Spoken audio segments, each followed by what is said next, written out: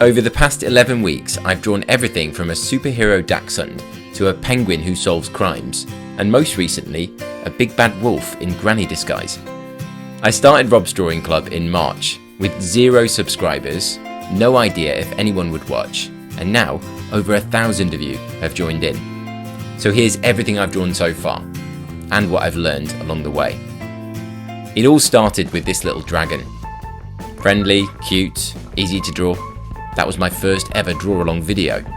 I had no idea how to record or edit properly. I literally filmed it 3 times because I messed up the live voiceover so much. Next came Baby Troll, then I tried a superhero dog. And I think you can really see the improvements in my style and outcomes across these 3. After that, things started getting a little bit more quirky as I felt more confident expressing my wackier side. And this led to Emo Unicorn, one of my favourites. I enjoyed the clash of magic and innocence with the dark, moody emo features on this drawing. I also began doing shorts, just speed drawing and colouring, and suddenly the channel started growing. The more fun I had with the designs, the better they seemed to do. I tried something slightly chaotic with the 3-card drawing challenge.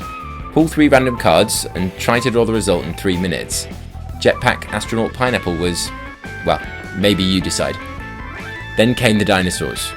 I've drawn 4 so far. Baby T-Rex, Stegosaurus, my favourite when I was a kid, Triceratops and Brachiosaurus. And lots of people have joined in with these ones. And now fairy tales are becoming a bit of a theme. I tried more Japanese kawaii style for this modern twist on Red Riding Hood, complete with skateboard and logo hoodie. I feel like my style and colouring really started to take shape from that one. So my latest video introduced her cute but deceptive villain, Big Bad Wolf, granny style. Along the way, I figured out how to record quicker, talk more clearly, and stop worrying about perfectionism. The drawings don't have to be perfect, they just have to be fun to make. That's been the big lesson.